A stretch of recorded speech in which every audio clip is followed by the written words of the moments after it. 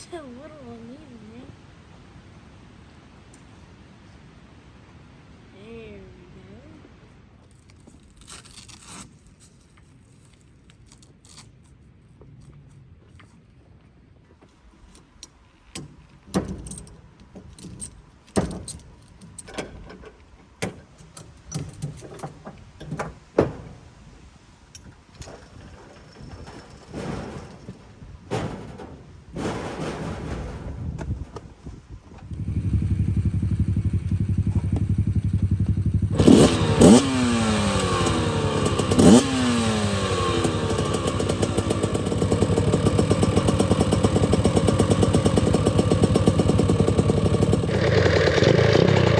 Ready?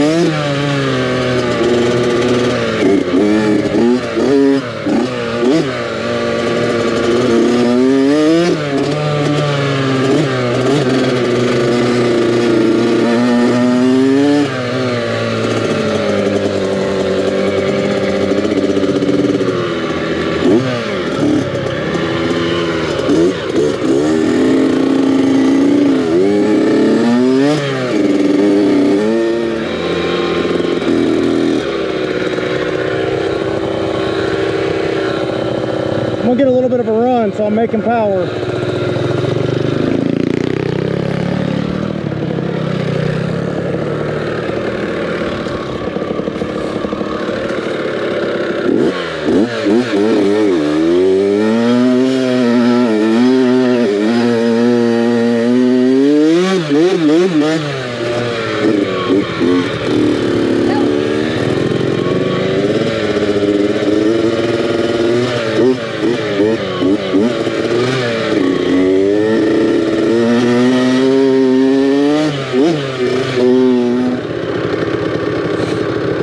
Yeah, we can turn left here and go back down by the waterfall and then back down to the truck real quick. Yeah.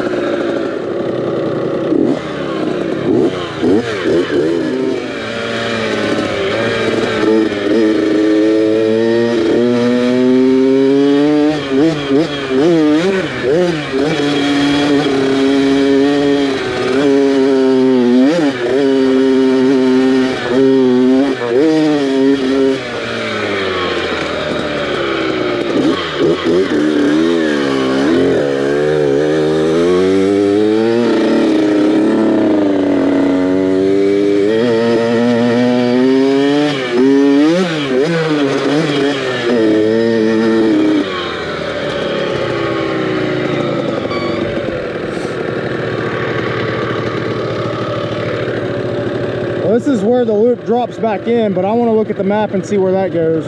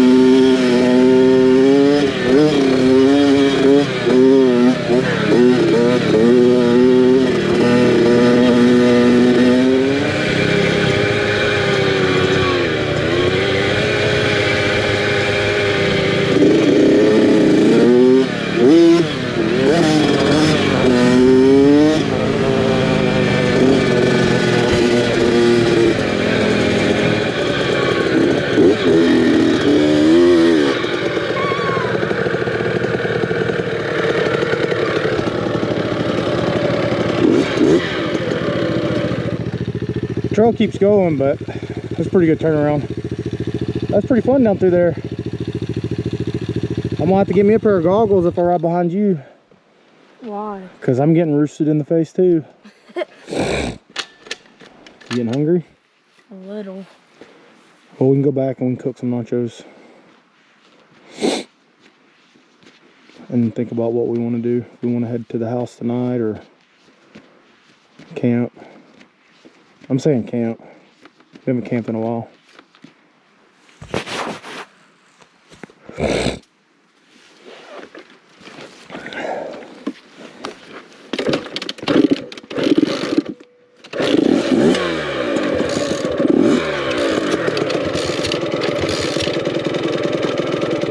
Helps when you turn it on. Oh. Helps when you're in neutral, not out on the clutch.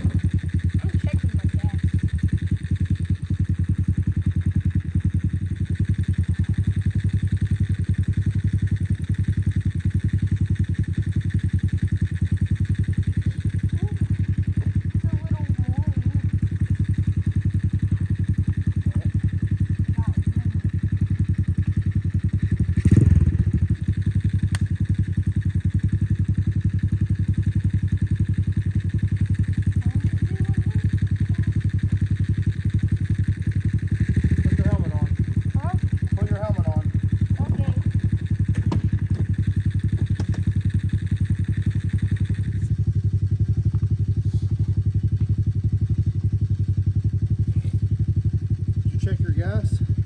Yeah, I'm still full.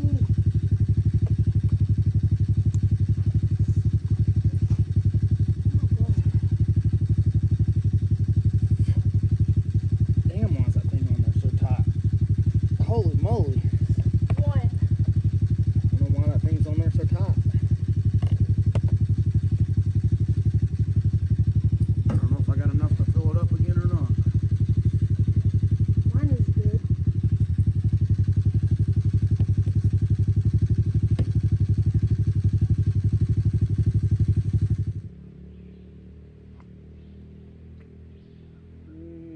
Probably about half a tank.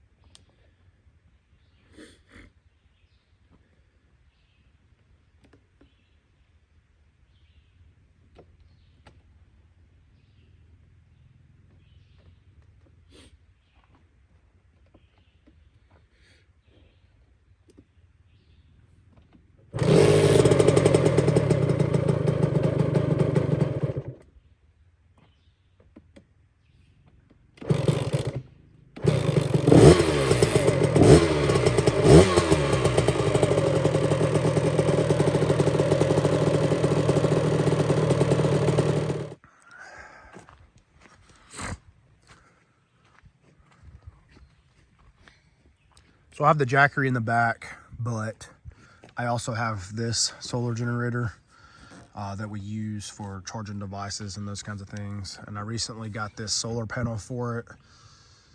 I've tested the panel and the box. It takes about 6 hours to go from completely dead. This is like a 45,000 mAh or 48,000 mAh. So from completely dead to full, it takes about 6 hours of being in direct sun. So as you can see, we have GoPro and a phone and stuff charging out here this morning already. I've got it in the sun and it's charging up. It'll be pretty full here before long. So that's a pretty cool addition.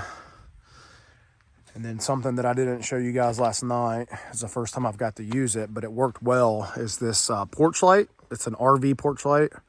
It comes with a clear cover and a yellow amber cover.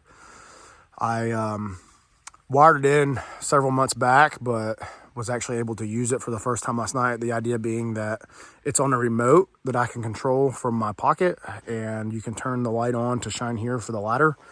It worked really well. We actually took the amber cover off and put a clear cover on there, but it was too bright. The amber worked better. It was more of a ambient light with the amber on, so I'm pretty happy about that. That was a good turnout.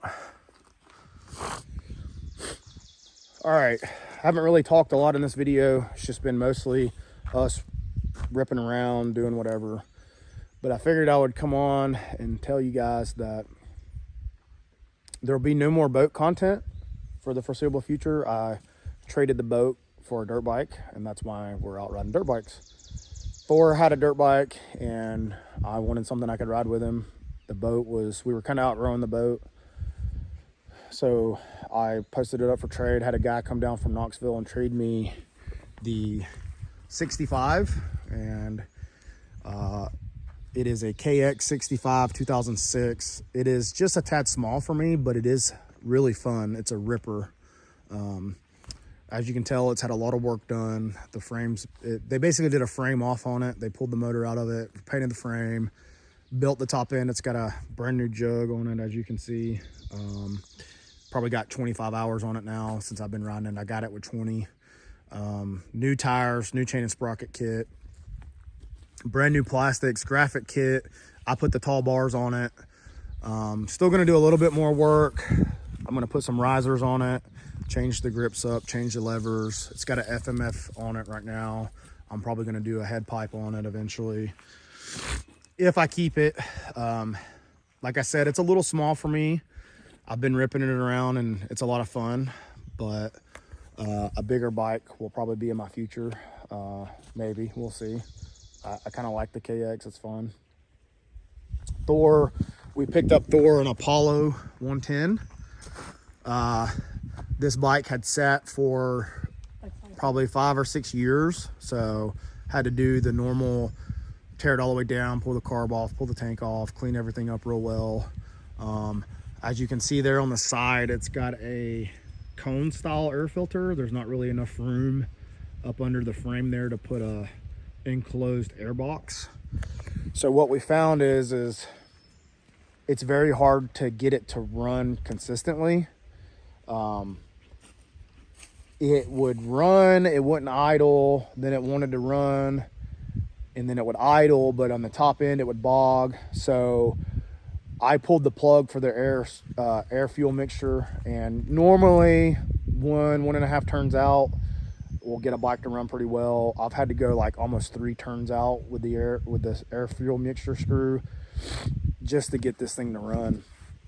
But now it's like 3.5 turns out. We keep the air filter clean, and it idles and it runs like a champ. It don't bog in the top end.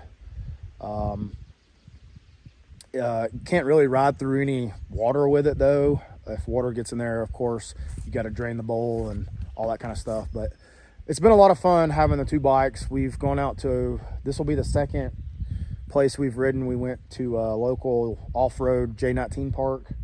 It's real close to the house. This is Rock Creek OHV, which you've seen us riding on yesterday. Right now we're sitting at the Tatum Lead OHV. So the Rock Creek runs into Tatum Lead. Tatum Lead goes back to our back behind. It goes to a turnaround, which you've seen yesterday. And then if we go to the right, it goes all the way back out to the main Highway 52, which is in front of Fort Mountain State Park. And we camped here last night, had no trouble.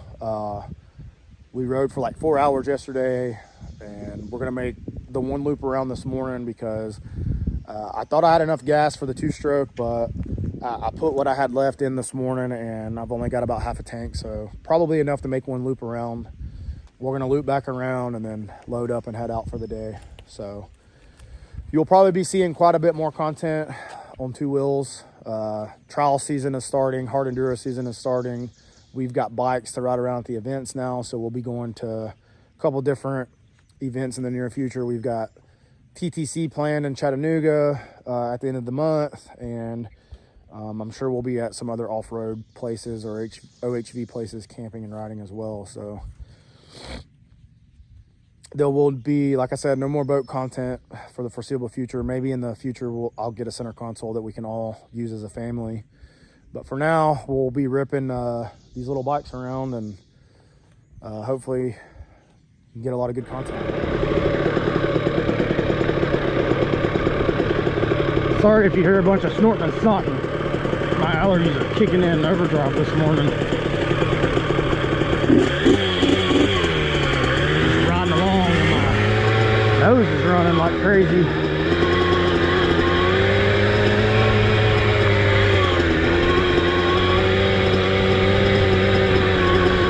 Thor's ready to rip this morning.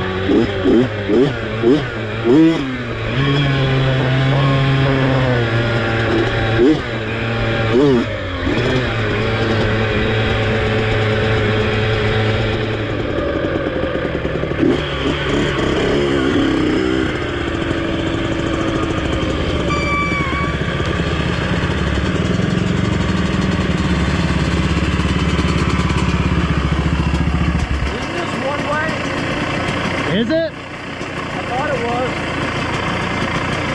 I'm not sure. This is the first time I've ever ridden out here, and I didn't see any signs telling me that I had to go one way. I haven't seen any indication. Yeah. It seems like I was here 10 years ago and it was one way. Yeah, I know it goes up and then it forks. Yeah. So this trail is probably both directions. At the top of the hill, it'll go right or left. Yeah. Makes a loop, so. Alright. You like it? Good? Yeah, it's not bad. If you go to the right, there's a pretty steep hill climb that's been rutted out, but it's not terrible.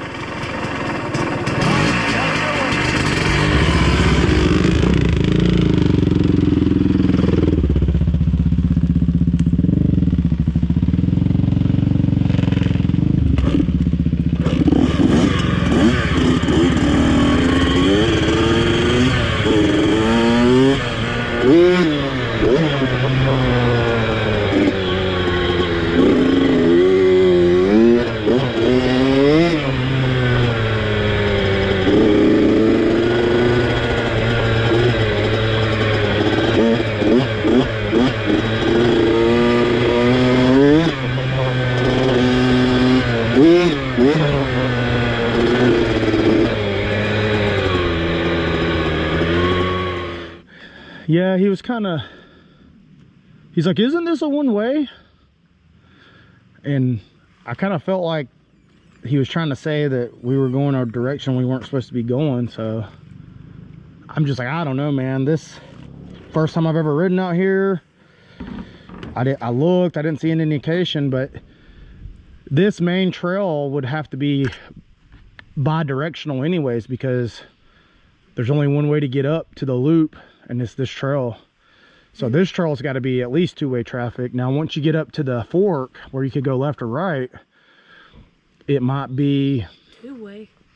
Well, it might be a unwritten rule where you stay to the right or you stay to the left. But if that's the case, I don't know about it. And I looked on the kiosk, and the kiosk doesn't say that you're supposed to travel one direction. So it seems like the people that were in behind us earlier were also riding the same way we were. So if we were doing something we weren't supposed to do, then I didn't mean to, but I really don't think we were. I mean, that one guy said he's been coming out here for 8 or more years. Yeah, well, he said it's been 10 years since he's been here, and he thought it was directional when he came. And then he said, I looked for indications and didn't see any. And I was like, yeah, there's nothing out here telling you that you have to ride one specific direction. I was getting it. But the guy behind him seemed to be kind of cool. He seemed like, he's like, how's the ride? And I'm like, it's not terrible. Like, you got a hill climb on the one side that you will probably have, but all right, let's load this shit up and head out of here. I thought you crashed.